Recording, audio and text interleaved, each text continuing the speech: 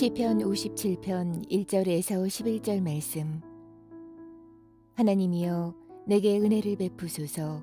내게 은혜를 베푸소서. 내 영혼이 주께로 피하되 주의 날개 그늘 아래에서 이 재앙들이 지나기까지 피하리이다. 내가 지존하신 하나님께 부르짖으며 곧 나를 위하여 모든 것을 이루시는 하나님께로다. 그가 하늘에서 보내사 나를 삼키려는 자의 비방에서 나를 구원하실지라. 셀라. 하나님이 그의 인자와 진리를 보내시리로다. 내 영혼이 사자들 가운데에서 살며 내가 불사르는 자들 중에 누웠으니 곧 사람의 아들들 중에라. 그들의 이는 창과 화살이요 그들의 혀는 날카로운 칼 같도다. 하나님이여 주는 하늘 위에 높이 들리시며 주의 영광이 온 세계 위에 높아지기를 원하나이다. 그들이 내 걸음을 막으려고 그물을 준비하였으니 내 영혼이 억울하도다. 그들이 내 앞에 웅덩이를 팠으나 자기들이 그 중에 빠졌도다. 셀라. 하나님이여 내 마음이 확정되었고 내 마음이 확정되었사오니 내가 노래하고 내가 찬송하리이다. 내 영광아 깰지어다. 비파야 수구마 깰지어다. 내가 새벽을 깨우리로다. 주여 내가 만민 중에서 주께 감사하며 문나라 중에서 주를 찬송하리이다. 무릇 주의 인자는 커서 하늘에 미치고 주의 진리는 궁창에 이르나이다. 하나님이여 주는 하늘 위에 높이 들리시며 주의 영광이 온 세계 위에 높아지기를 원하나이다. 아멘.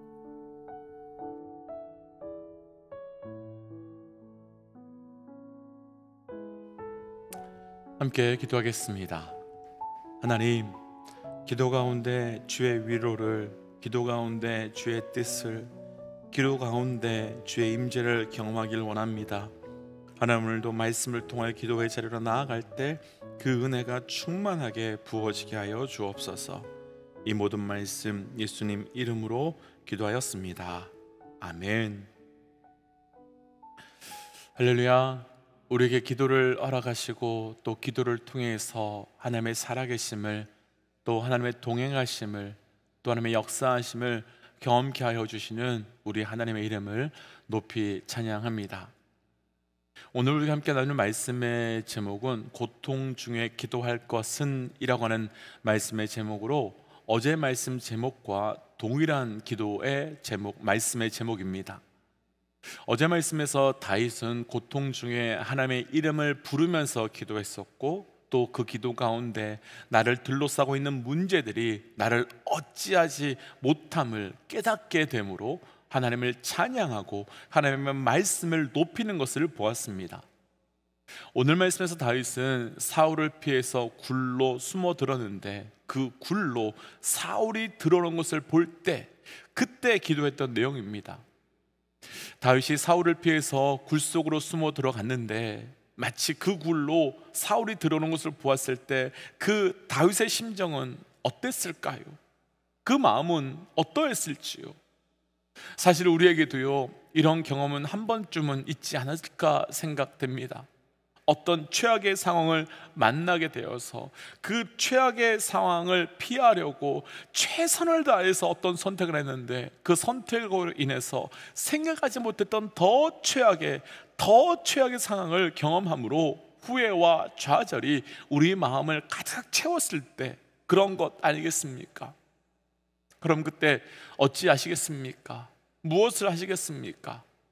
오늘 말씀의 결론부터 나눈다면 기도하셔야 합니다. 기도해야 합니다. 그리고 기도를 통해 우리 하나님의 새롭게 함의 은혜를 누리고 나아가셔야 됩니다.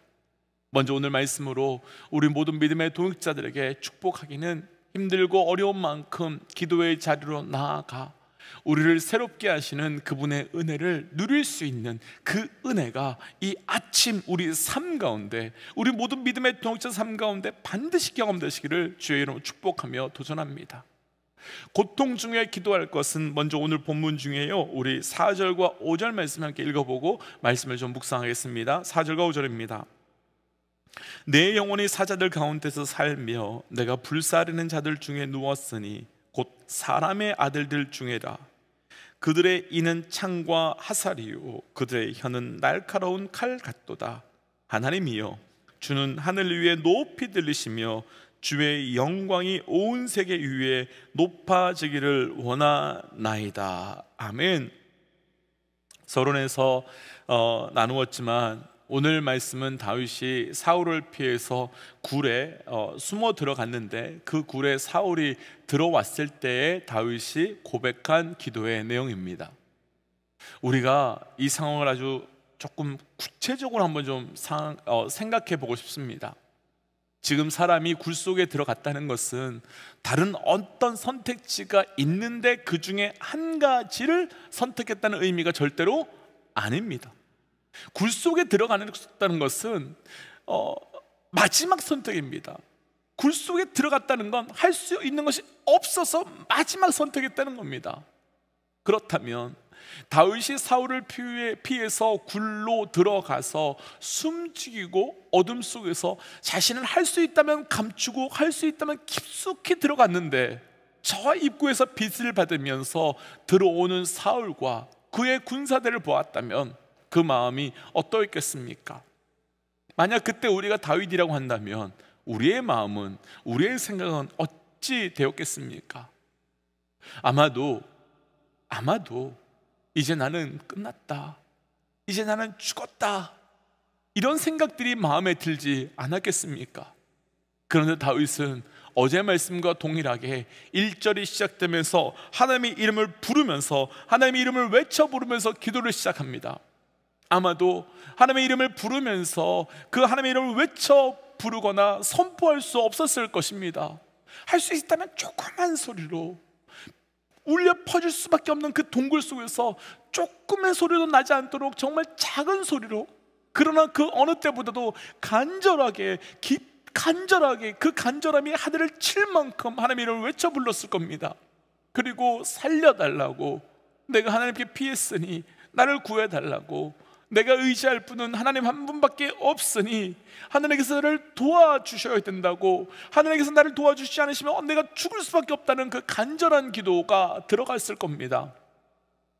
그리고 그 기도의 내용이 1절부터 4절까지의 내용입니다. 그런데 우리가 글로만 읽어서 느낌이 나지 않지만 조금 전에 읽었던 4절과 5절을 조금만 자세히 읽어보면 분위기가 완전히 반대되는 말씀인 것을 알 수 있습니다.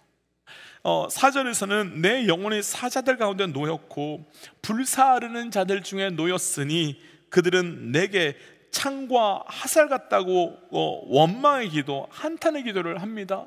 낭망할 수 있지요. 그런데 5절은 그 기도가 갑자기 어울리지 않게 하나님을 향한 찬양으로 바뀝니다. 그리고 하나님의 이름을 외쳐 부르는 것을 볼 수 있습니다. 그리고 하나님의 영광이 온 세계 위에, 하나님의 영광이 온 세계 위에 높아지기를 원한다고 그 찬양을 경배하는 것을 볼 수 있습니다. 이해가 되시는지요? 4절은 가장 고통의 기도, 원망의 기도, 한탄의 기도였습니다. 그런데 5절은 할 수 있는 대로 가장 높이는 기도, 가장 높이는 찬양, 가장 경배의 찬양입니다. 그리고 다윗은 하나님을 높이는 찬양을 5절에서만 하는 것이 아니라 5절 이후부터 계속 찬양하며 마지막 10절과 11절에서는 주의 인자가 커서 하늘에 미치고 있다라고 찬양하고 11절에서는 하늘 위에 주님이 높임을 받고 영광을 받게 될 것이다 라고 찬양합니다. 어떻게 이 상황에서 찬양이 나올 수 있는 겁니까? 칙소리도 낼 수 없는 그 동굴에 갇혀있고 할 수 있는 대로 빛이 없는 어둠으로 들어가서 나를 숨겨야 하는 상황에서 어떻게 그분의 이름을 높여 찬양할 수 있는 겁니까? 그것이 바로 고통 중에 기도해야 할 이유입니다. 그것이 바로 우리가 절망 중에 기도해야 할 이유입니다. 오늘 말씀에서 나누고 싶은 첫 번째, 고통 중에 기도해야 되는 이유는, 고통 가운데 기도는 우리를 찬양케 하기 때문입니다. 고통 중에 기도는 우리를 경배케 하고 선포케 하는 능력이 있기 때문입니다. 사랑하는 믿음의 동역자 여러분, 도전합니다. 고통 중에 낙심이 되고 낭망이 되고 자꾸만 내 입에서 절망의 소리와 낭망의 소리가 나올 때 기도하십시오. 그리고 그 기도로 하나님을 찬양케 되고 그 찬양을 통하여 하나님의 일하심을 경험하게 되는 은혜가 우리 가운데 그 기도를 통하여 시작될 것입니다. 이런 일은 사도행전에서 바울과 신라에게도 나타났었습니다. 바울과 신라는 생명을 다해서 복음을 전했었습니다.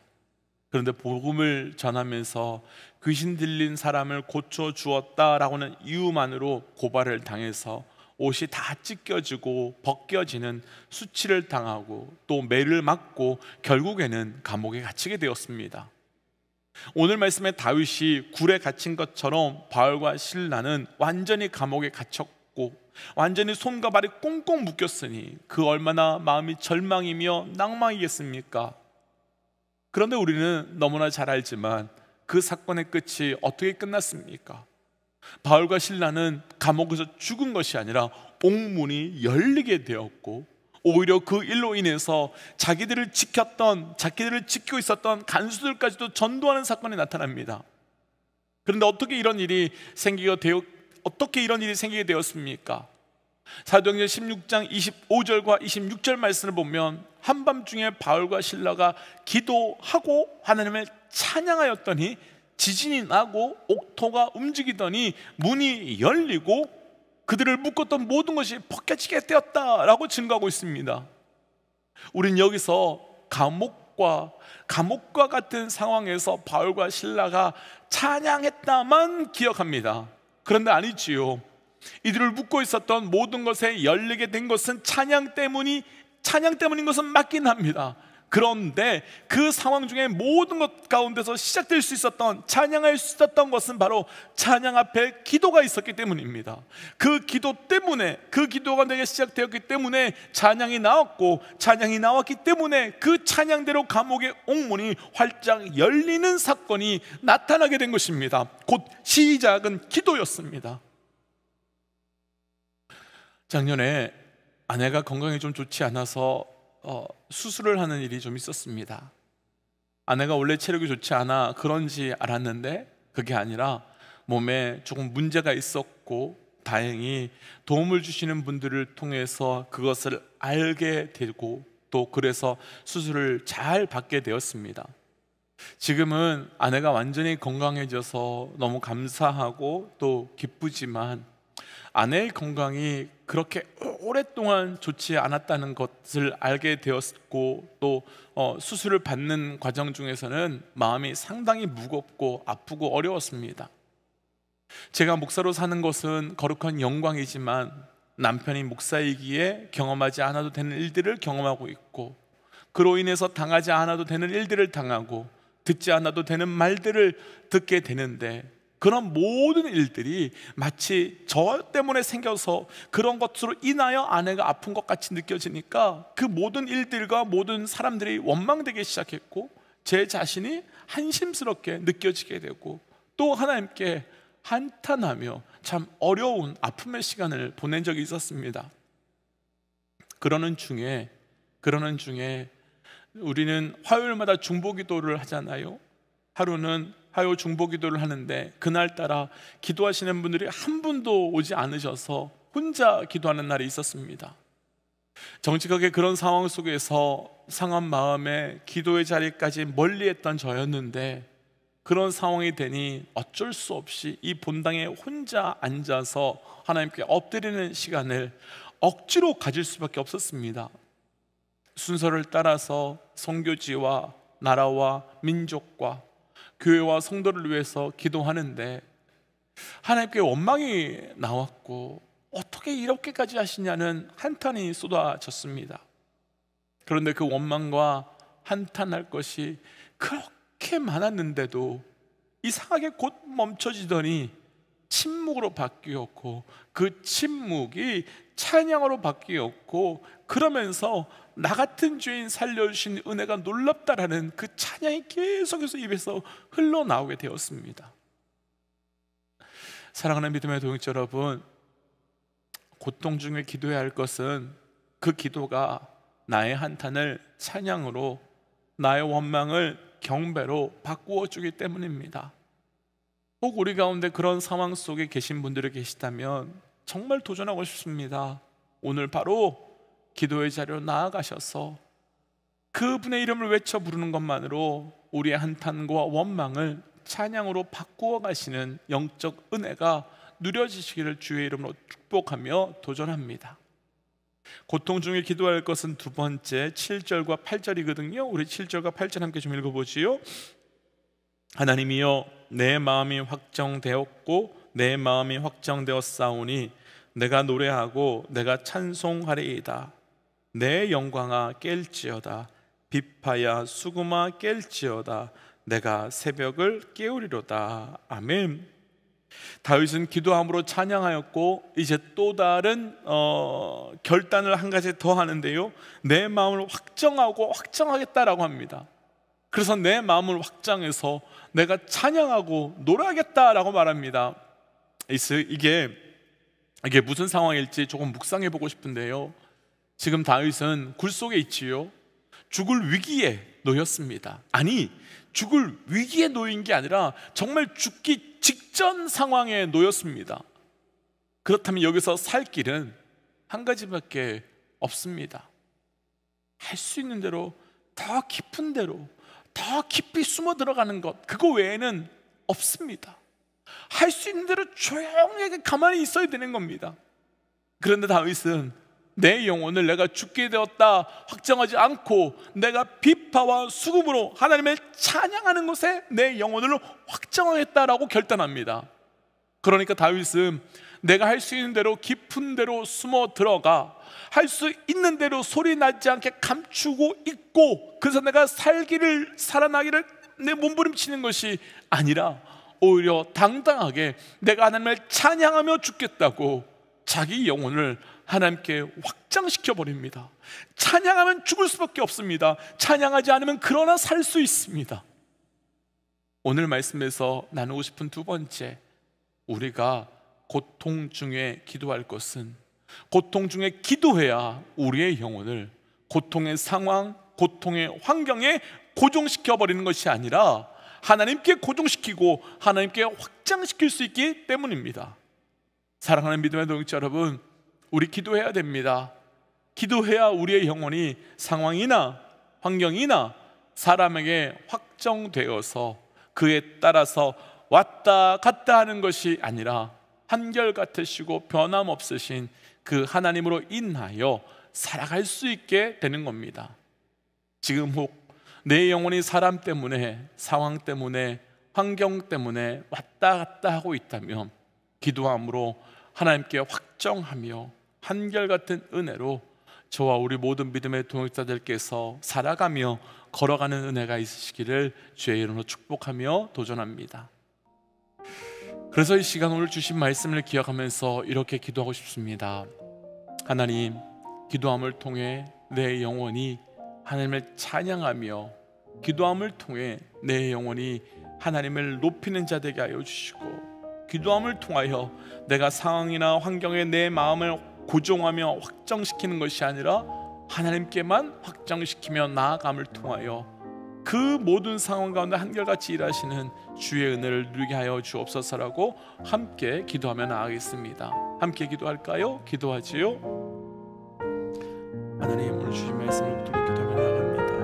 아버지, 우리의 삶의 모든 고통 중에서 주를 보게 하여 주시옵소서. 우리 삶의 모든 상황 중에서 주의 은혜를 누려갈 수 있도록 주님 인도하여 주시옵소서. 주님, 내 삶의 고통 중에 기도를 통하여 아버지, 내가 주님을 찬양하며 외치게 하여 주시고, 하나님, 내 삶의 고통 중에 기도를 통하여 내 영혼이 하나님께 확정되어 나가는 자 되게 하여 주옵소서.